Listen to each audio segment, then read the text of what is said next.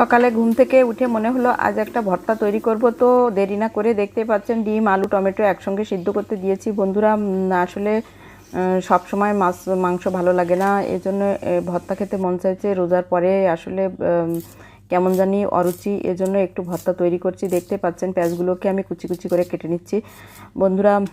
আসলে কথাই বলে মাছে ভাতে বাঙালি, আসলে কতটা ঠিক। ডাল ভাত ভাজি এগুলো খেতে সত্যিই ভালো লাগে, কিন্তু সব সময় মাংস পোলাও কোরমা এগুলো সত্যি ভালো লাগে না।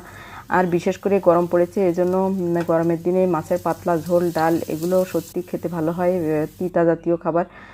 তো বন্ধুরা দেখতেই পাচ্ছেন আমার লাল মরিচগুলো সুন্দর ভাজা হয়ে গেছে এবং পেঁয়াজগুলো ভাজা হয়ে গেছে। এখন আমি আলু স্কিনগুলো ছাড়িয়ে নিচ্ছি, ডিমের স্কিনগুলো ছাড়িয়ে নিচ্ছি, টমেটোটার স্কিন ছাড়িয়ে নিয়ে এটাকে সুন্দরভাবে এখন আমি প্রস্তুত করব।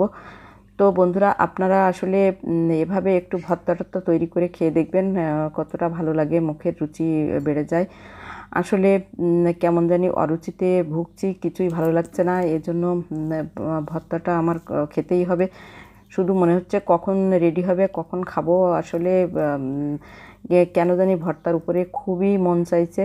তো এজন্য আমি ভর্তাটাকে ভালো মতো মিশিয়ে একেবারে সুন্দর করে মিশিয়ে নিচ্ছি, মাখিয়ে নিচ্ছি।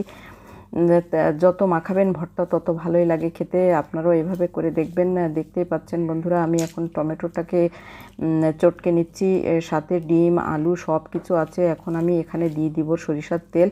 সরিষার তেলটা দিয়ে ভালোভাবে আবারও সুন্দর করে মাখিয়ে নেব। আসলে বন্ধুরা মেয়েদের বা যারা গৃহিণী বউ এদের আসলে রেস্টের টাইম নাই। সকাল হলেই সবাই তাকিয়ে থাকে কখন খাবার তৈরি হবে, কখন খেতে দেবে।